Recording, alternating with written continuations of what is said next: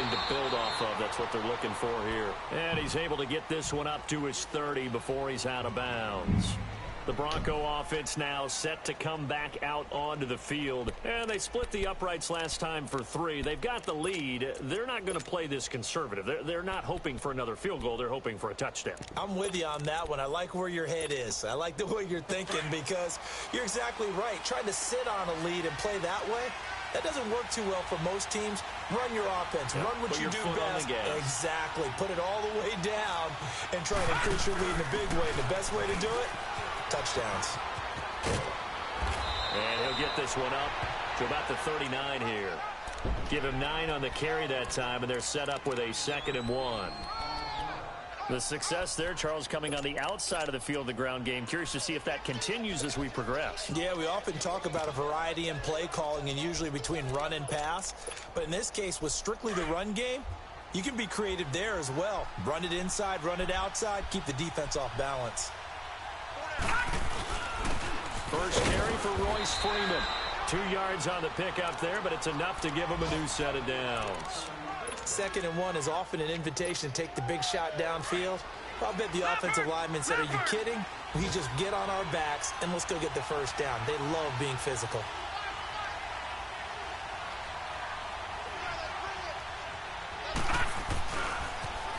Now they'll run it on the toss. And he's finally taken down, and it's a big gain there on what will turn out to be the final play.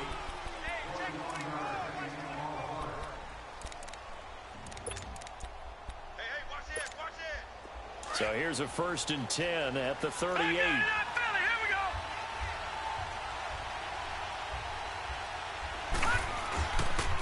Right back to him on 1st down. And he's going to be out down inside the 20 at the 15. 23 yards on the pickup there and a 1st.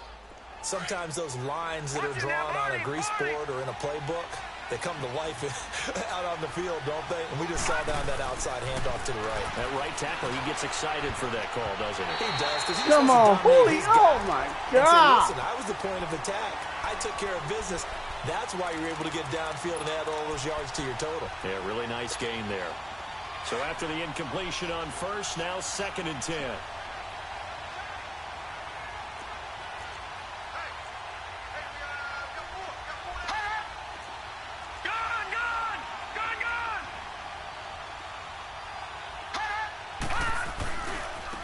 And on the ground they go with a running back. And this play gets blown up. They'll lose yardage. Back at the 17. He lost 2 there, and it's 3rd down.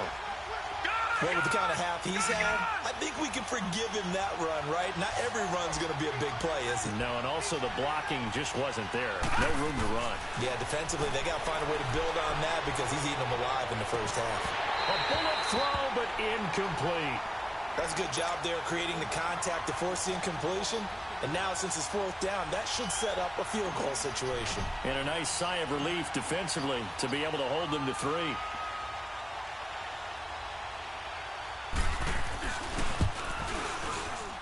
And McManus able to put it through. And they will stretch their lead to 10 now at 13-3. No problems in the field goal department so far. He's 2 for 2. Pretty reliable here in this game, isn't he?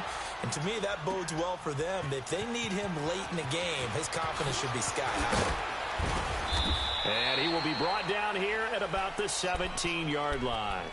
Here comes the Atlanta offense now ready to take over here. These guys had to punt their last possession, and that's become too familiar of a refrain. Too many of these drives just wound up going nowhere. But you know how in baseball, when the pitcher gets a base hit and he's on base, they bring his jacket out to him to keep him warm? A lot of times the punter goes to the sideline, puts on sweatpants or a wrap over his leg to keep it warm. He might need a massage from the trainer right now from all the work he's getting. And a short pickup there as he'll take this up to right around the 20. Bradley Roby, the quarterback, there to make the stop.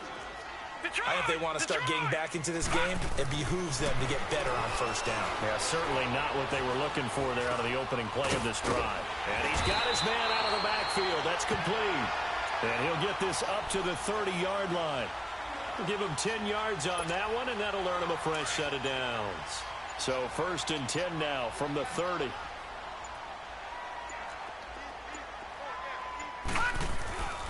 They'll look to throw now on first down. And it pops free. The collision there jarred the ball loose and brings up second down. The beauty of being able to play a zone defense when you can sit back and see the ball coming out of the quarterback's hands, guess what? Creates a lot of confusion, kind of a muddle in the middle of the field where you can go make a play on the football. Ball on the 30 as they come up second and 10. Here we go now.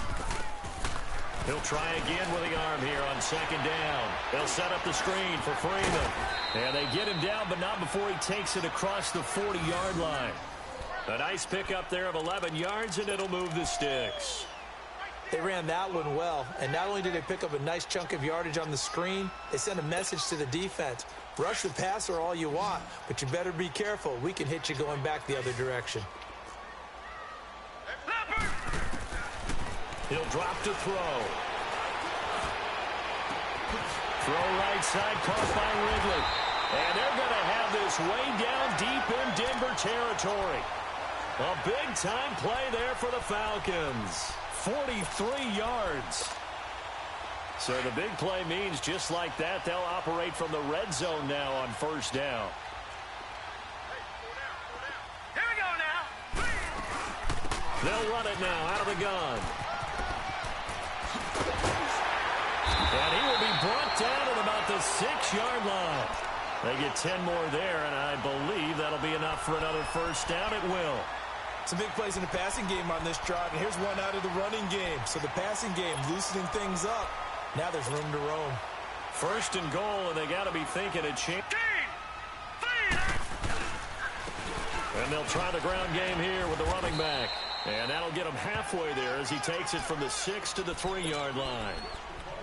And that's one of the reasons you like to blitz even on rundowns. It confuses the blocking assignments. It doesn't allow those offensive linemen to get up to the second level. So the ball position now at the 3. Here's second and goal. Hurry up, here we go. Green 39. Green 39. He'll get it up the middle. And he is met in his tracks behind the line of scrimmage. It'll go as a loss of a yard, and it'll set up third down. His path became similar to almost running a stretch play, didn't it? Trying to find a crease, anywhere to put his foot in the ground and cut back. It just never materialized. On third down, it's Lindsey. And he'll get him a bit closer as he's down to the 2-yard line. Give him a couple on the run as it brings up a fourth down. So out comes the field goal team now for the second time here today. From the left hash, he'll have to cut this at a tight angle. 2 minutes remain here in the first half. We're back to Atlanta right after this timeout. And Bryant's kick is good. And they will cut the lead back down to a touchdown now at 13-6. So it's an old-school extra point that counts 3 times. It's certainly a disappointment they weren't able to get it in the end zone. Yeah, I can just imagine post-game, head coach looking at the box score, 19-yard field goal, grimacing a little bit, but having to realize that at that moment, getting 3 points was vital. Go ahead and get the points, put them on the board. And this will be a touchback as that sails over the end line. So the Broncos coming out now. And they're not going to play this conservative, I don't think. They had the field goal last time, and they're up, but they're looking to put a drive in the end zone. Oh, I agree with you totally. No one goes out on the field and says, all right, let's just settle for 3, except in certain situations, trying to ice a game, that sort of deal. Most of the time, it's end zone, and that's what you're thinking, and I believe that's exactly what they're thinking as they begin this one. Yeah, no quarterback ever goes out there saying, hey, let's get 3, right? Oh, God. Throwing to start the drive, but that one incomplete. All right, that one fell incomplete there, but the best quarterbacks, they'll miss on 40% of their throws, somewhere in that neighborhood, similar to a great hitter in baseball who's going to fail 7 out of 10 times and still have a great year. In this case, you want perfection, but way better that it hits the ground instead of going to an opposite color jersey. A hit as he throws there, incomplete. Feels like they're getting caught in between here because that incompletion's on first and second down. Now you got to worry a little bit about the clock because you prefer not to give them another shot here in the first half. But if you don't pick up the first down, guess what? You're likely going to have to.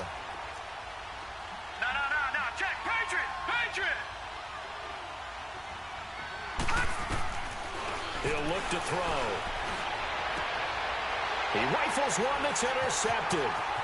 Picked up by Keanu Neal. And he's going to get this one to the 23-yard line.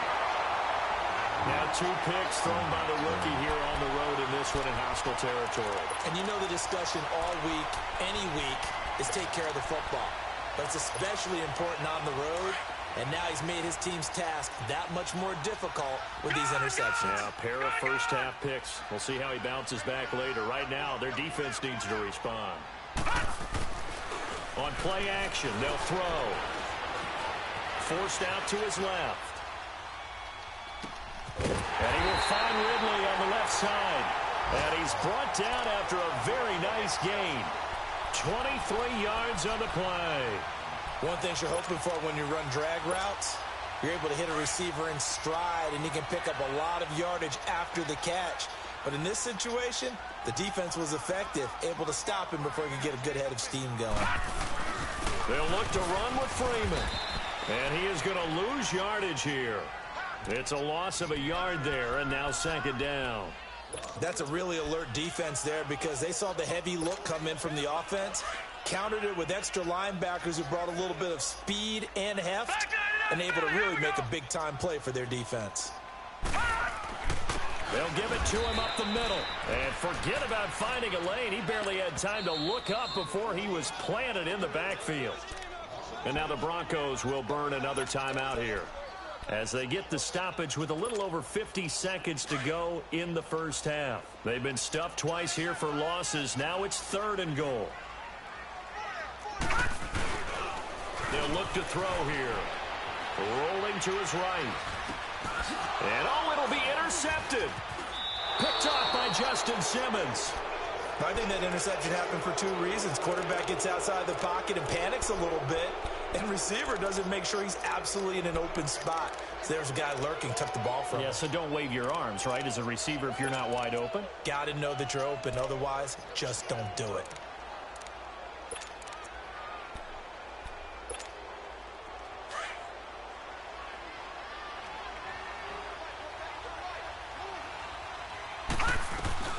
They go back to the air here after the INT on the last drive. He'll buy some time right, and that'll be incomplete. We do have a penalty flag down, however. Let's see what that's about. They lose the yardage, and, of course, they also lose the down on the grounding call, and it's quickly 2nd and long. They'll run it now out of the gun. And a short pickup here as he'll get across the 10 to the 11-yard line. The Falcons going to use another timeout as the clock will stop with 34 seconds to go before halftime. The Broncos on 3rd down, 0 for 3 to this point. They could use a conversion. This will be 3rd and 19. They'll set up to throw. Pressure gets to him, and down he goes. Back at the 4-yard line.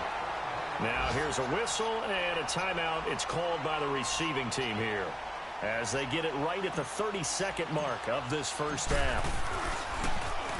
And he's able to get it out of there, and this is a pretty good kick.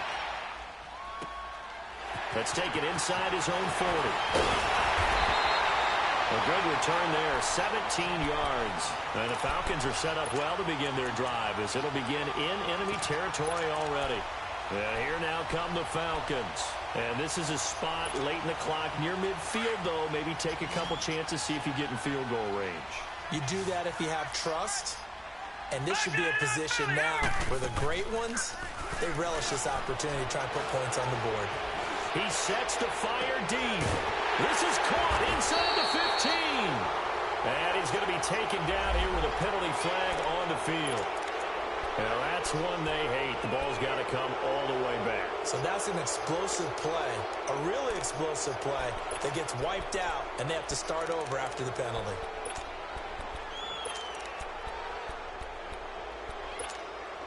So following the hold, they're in a bit of a hole here with a 1st and 20.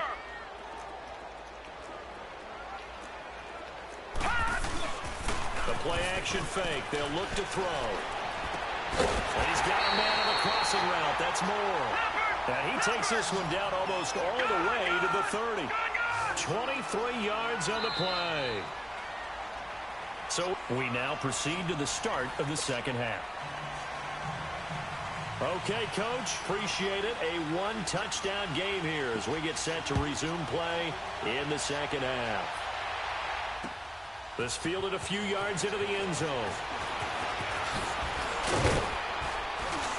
And a good return as he'll be stopped just shy of the 30-yard line. Here comes the Broncos offensive unit here as they'll have it first to begin this third quarter. They have the lead now. They'll be looking to extend that lead. And this is where I enjoy talking about one of my favorite subjects, tendency breakers, or counters as I also like to call them. You've done things in a certain way in the first half, and they've had the ability to see what you've done. They're going to make their adjustments. So guess what? You adjust yourself and try and stay ahead of the pace because you are looking for some separation in this ball game. The adjustment to the adjustment. Without a doubt. Show them one thing, hit them with something else.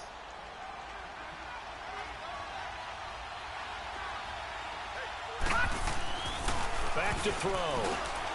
A throw left side complete to his receiver, Westbrook. And he'll be out of bounds.